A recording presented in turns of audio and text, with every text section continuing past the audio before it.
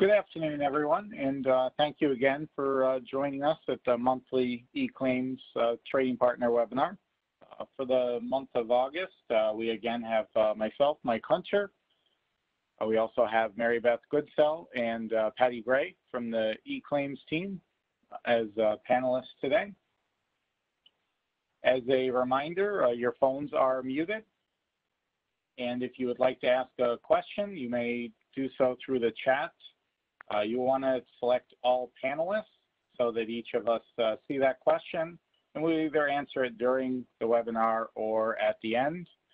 If we miss your question or you think of something after today, you can always email us at the eClaims31@wcb.ny.gov email. The agenda today, there is no 3.0 news for this month. Quick reminder, though, I will just remind folks that as the past months, if you have FROI AQ or AUs due, or that FROI 02 to update the insurer on a case, you want to make sure to do so to make sure that your formulary requests are being routed appropriately. Today, we're going to go over the Release 3.1 recent news, Release 3.1 topics of the month, and at the end, as always, we'll leave time for questions if you have any questions regarding our topics of the month or anything else related to eClaims. With that, I'm going to turn it over to Patty Gray, who is going to go over the recent news for the month of August.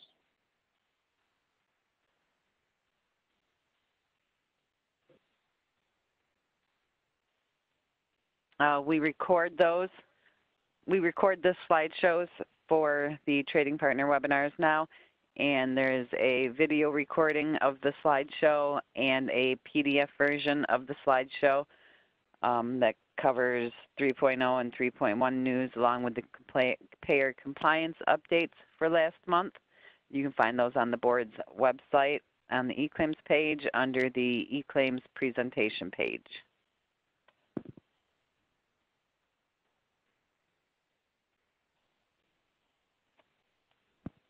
And the news this month for 3.1, the New York requirement table section on the eClaims page has been updated for the FROI and SHROI 02 documents and how you submit those. Mary Beth Goodsell will go further into detail on those later on during this webinar. We've also added 2 new FAQs for 3.1 regarding acceptance of a case after FROI 04 or SHROI 04 is submitted, and how to update the denial reason codes and the denial reason narratives after FROI 04 or SHROI 04 was submitted. The FAQ explains that after you send a FROI 04, the only way to accept depends on the date of injury. If the date of injury is prior to 1/1/19, the only way to accept is with a FROI 00 with the claim type code other than N for notification only. Anything else will be rejected in regards to acceptance. If the date of injury is on or after 1/1/19, you must file a FROI 00 with agreement to compensate code of L without liability to show with liability, sorry, to show acceptance.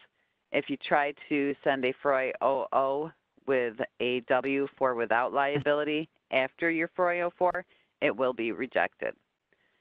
If you have previously submitted a SHROI 04, again, the acceptance is based on date of injury. Prior to 1/1/19, you need to send the denial rescission date to show acceptance. If the date of injury is on or after 1/1/19, the agreement to compensate code of L with liability shows acceptance, or agreement to compensate code of W without liability if it's during the first 365 days of first benefit payment issue date, and or the board has made an anchor finding indicating acceptance pursuant to Section 21A. You can review the FAQs for further information on this, and you can find those on the eClaims page on the board's website. There's two sections for the FAQs now. The first section covers FAQs for 3.0, and the lower section is for 3.1 FAQs.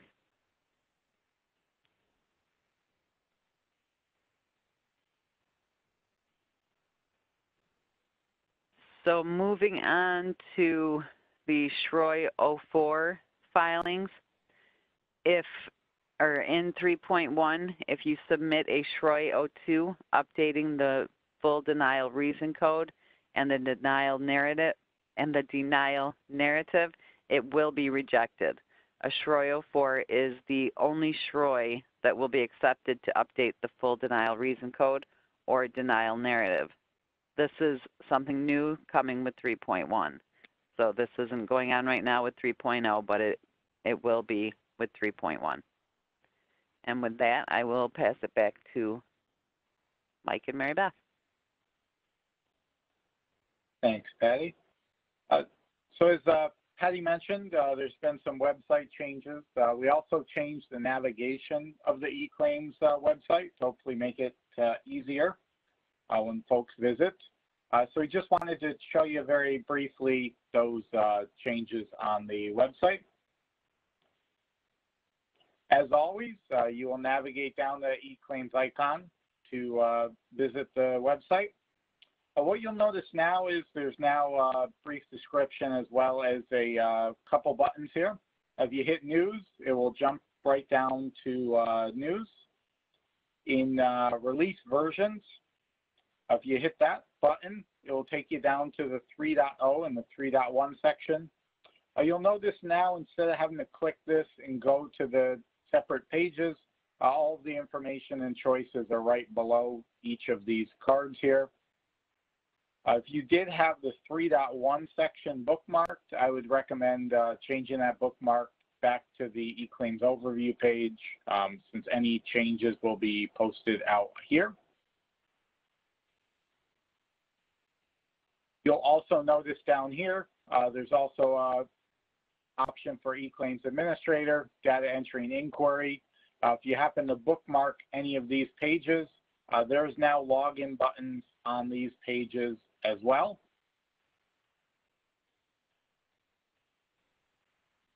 And just like as always, if you hit requirements table, for example, for 3.1, you'll be taken to the requirements table page for 3.1. And the 3.1 FAQs are currently housed within all of our FAQs, but you'll notice if you hit that, you will jump down directly to any FAQ related to 3.1. If there's any questions on the website or navigation, locating anything, you can always contact the eClaims team to assist.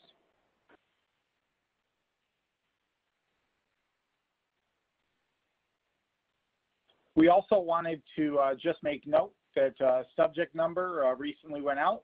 It was released on Wednesday, August 12th.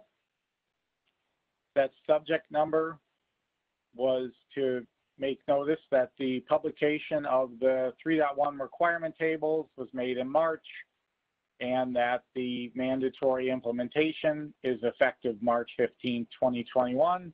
While we've done communications prior to March of this year, we also did want to issue a subject number just in case folks subscribe to those and didn't get the other notifications regarding the eClaims implementation.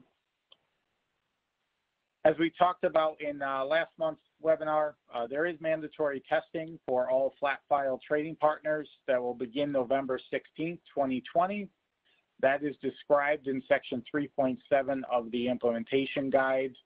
If you are using a EDI vendor that is approved by the board and has tested with the board, you will not have to test separately.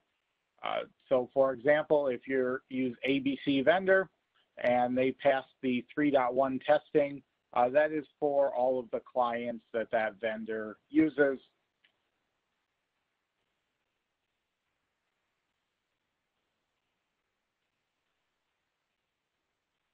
We also just wanted to issue a reminder about part of body. We've had a few questions come into the mailbox about that.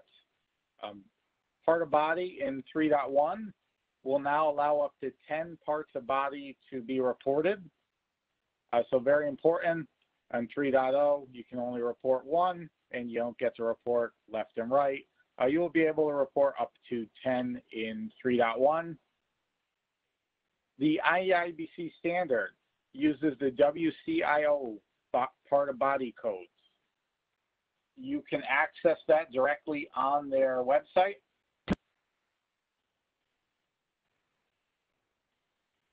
So if you visit the WCIO website, they have parts of body, nature of injury, and cause of injury. If you click on part of body, it will take you to the list. You will notice that there are some codes that the IAIABC requested to be more specific. So you'll see some notes in there about IAIABC specific codes as well. But all of those codes that are used when you submit a FROI and that part of body come from the WCIO.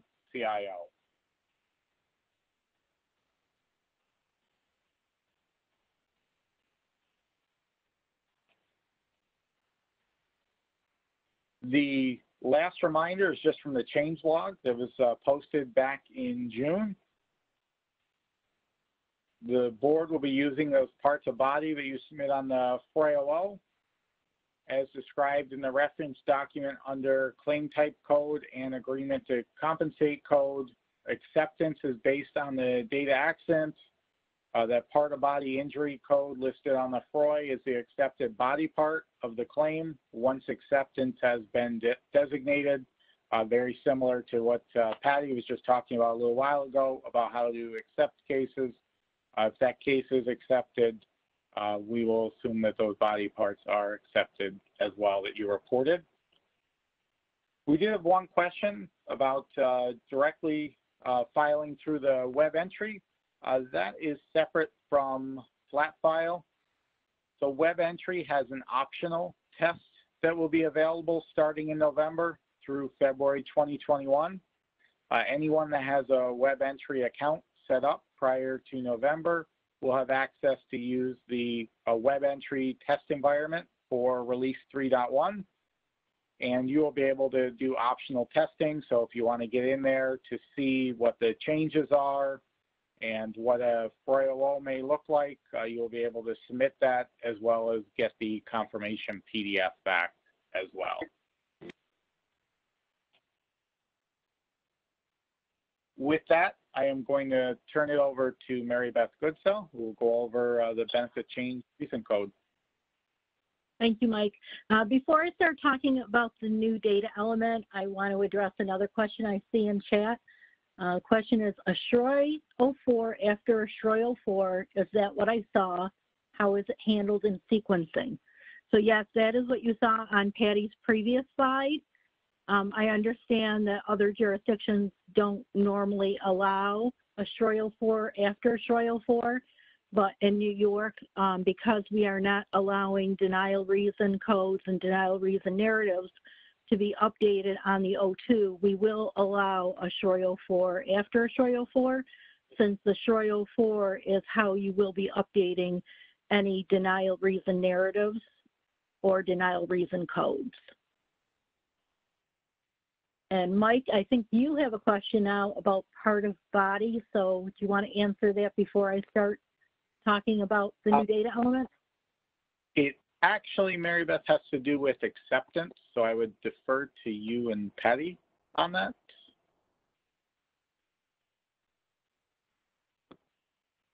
All right, if the completion of DN 36 implies accepted liability for the body part, how should DN 36 be addressed for 404 and SHROI 04 filings or claims accepted without liability?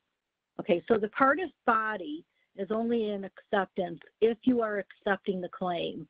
So if you have an active denial, that part of body does not act as an acceptance.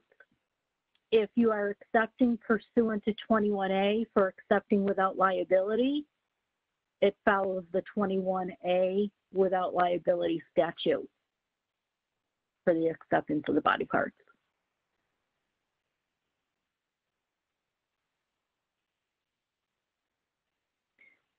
Okay, so I'm going to start talking about the new data element. I've been covering this at previous webinars, giving everyone an update as to the issue resolution request that New York opened on behalf of New York claim administrators to eliminate our paper process that we have to use today to require supporting documentation on every CA and CB. We had clarified that in our FAQ number 19, that a letter has to be filed within 3 days to explain why the either benefit type is being changed with the CB or the rates being changed with the CA. So we are happy to report that the IABC Claims EDI Committee did vote to approve this, and there will be a new data element in 3.1. We are currently waiting for the IABC Systems Committee to assign the data element number, record layout position, value, and the standard edits to be listed on the edit matrix. And we will post this information once it's available.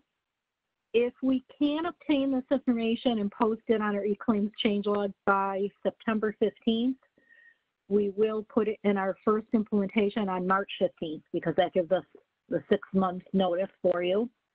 If we cannot get it by September 15th, you'll have to continue on with the paper process until we implement it at a future date.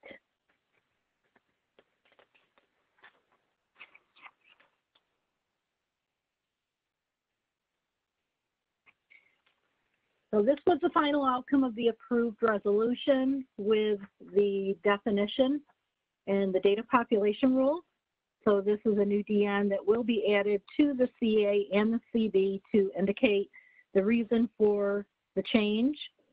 And the board has determined that this new data element will meet the needs for Rule 300.23A to eliminate the paper process, which requires supporting documentation.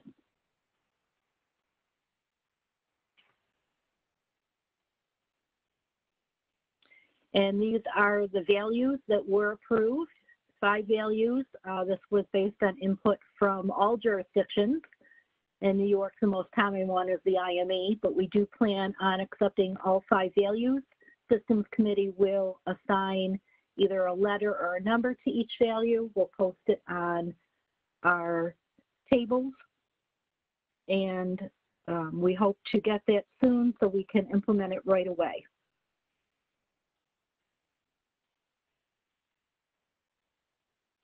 Okay, so this is the new reference document that Patty talked about earlier that we posted on our website on August 11th. And what I'm going to do is go through this document with you at a higher level. And Mike is going to go out onto our website to bring the document up. This document was created to help claim administrators understand how New York will be applying the IABC Claims EDI rules, specifically in Section 4 of the IABC Implementation Guide. If you're a web filer, all this information is programmed into the web data entry application, and you'll be able to test it out beginning November 16th. Even though there are no specific requirements for testing for web filers, we do encourage you to test out the web specifically for the Shroyo 2 because it's such a big change in 3.1. There are 3 IRRs that have been passed so far by the IABC Claims Committee in 2020, and they will be published in the IABC Implementation Guide on 1/1/2021. They are already out there on the IABC standard page in the supplement 2020. So this document explains how New York will be applying those rules, because it gives jurisdictions options. IRR 897 was approved earlier this year, and that added the option of how jurisdictions recognize its changes. And New York is going to be recognizing changes based on the change variable segment. And if not identified in the change variable segment, our cross edits and requirements will compare data to our database.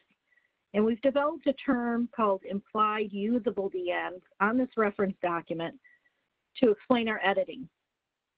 Also, IRR 903 was added as an option for jurisdictions to apply groups. New York will not be applying groups. Instead, we added population restrictions as indicated on our edit matrix, as well as our summary of changes document from 3.0 to 3.1 that was published in March and updated in June. So this document is divided into 4 sections. We have number 1, which are the differences between EDI and 3.0 and 3.1. 2 is the acceptance method. 3 is applying edits on an O2 transaction. And 4 is how to determine what the DNs are being used for the cross edits. There's currently an IRR being discussed by the Claims EDI committee. It will be presented tomorrow by the work group leader, Tina Queen. So if you have been following along in the online community, it's been out there published for review, and it will be discussed. New York has been participating in those weekly Change O2 work group meetings to represent our needs. And we feel that IRR 911 further represents what we have listed in this document on how we are going to be editing our O2 transactions. So number 1 on this document, I'm not going to go into great detail for every section, I'll just highlight. So this is the differences between the 3.0 and the 3.1 as New York sees it. The first one is that the severity ranking codes changed. So everyone knows that there's reportable change codes now, and we have created this implied usable DN definition that I'll further explain in 2A. And then also, all values on the O2 transaction in 3.0 were assumed to be the latest value regardless of each DN value in the most recently accepted transaction. Whereas in 3.1, only the implied usable DNs will be considered to be the latest value. So when you look in eCase and you look at the Freud-Schroy tab latest value, the implied usable DN will be considered the latest value.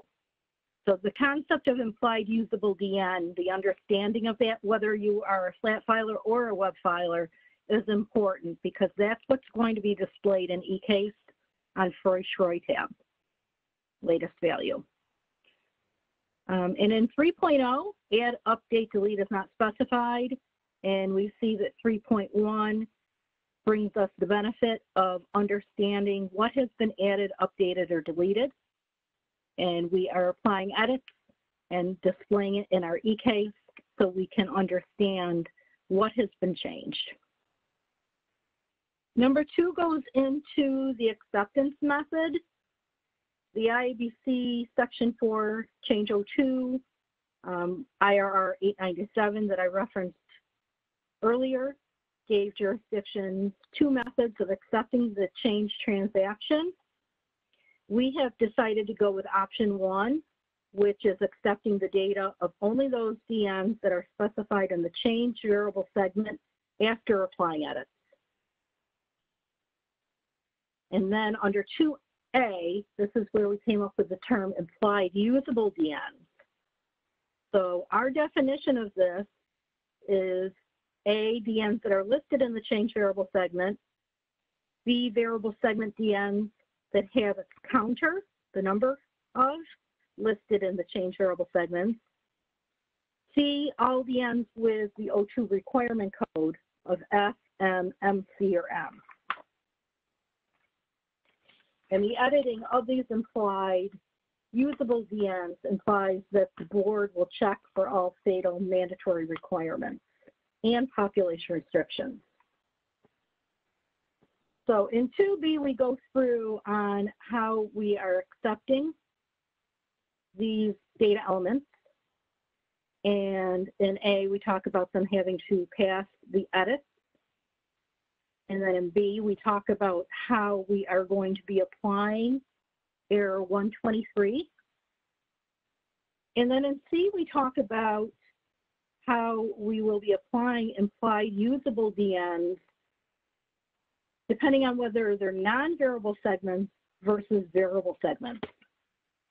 And there is a big difference between how we look at the two. And this is what is being clarified in IRR 911, currently being discussed with the IAIABC. And for non-variable segments, we will just look at the reportable change code. We'll ignore NA and X. And then look at the current severity code of the MTC.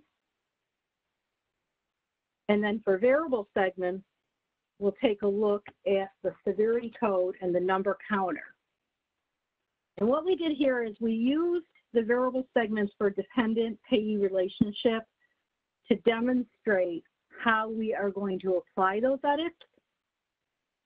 So in this example, we're looking at DN 424, the number of dependent and payee relationships, on how we're looking to see what has been changed.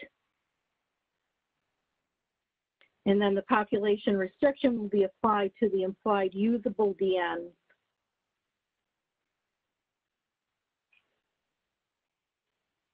And then in number 3, we go on to explain applying edits on an O2 transaction.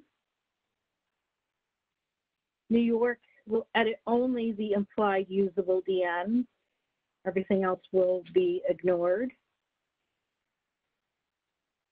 If there are duplicate DNs, we're going to return an error population restriction 412 error 064 that will say the DN shall only be identified once in the change segment. And then if any of the DNs have a code of F or M, have a blank, we'll return error 01, mandatory field not present. Under E, we talk about returning error 124 on number of change data elements when no change is detected. Then we go on and we explain how we will be editing the benefit segments to ensure that another MTC is not more appropriate. So this is something we try to do in 3.0.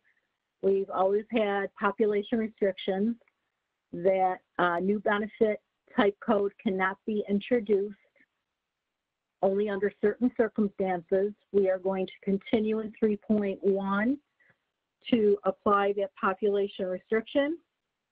IRR 911 further explains the benefit segment 02 rules. We support that.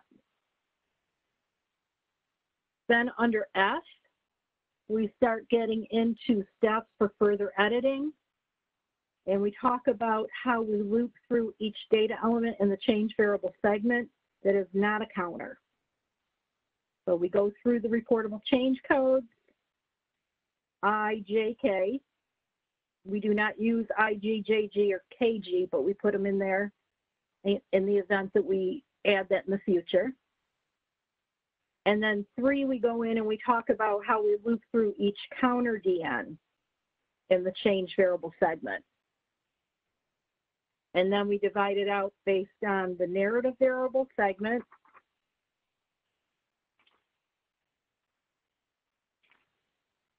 versus non-narrative. Because again, in section 4, change 02 rules, there is a difference on how to edit those. So this explains how New York will be editing based on the rules.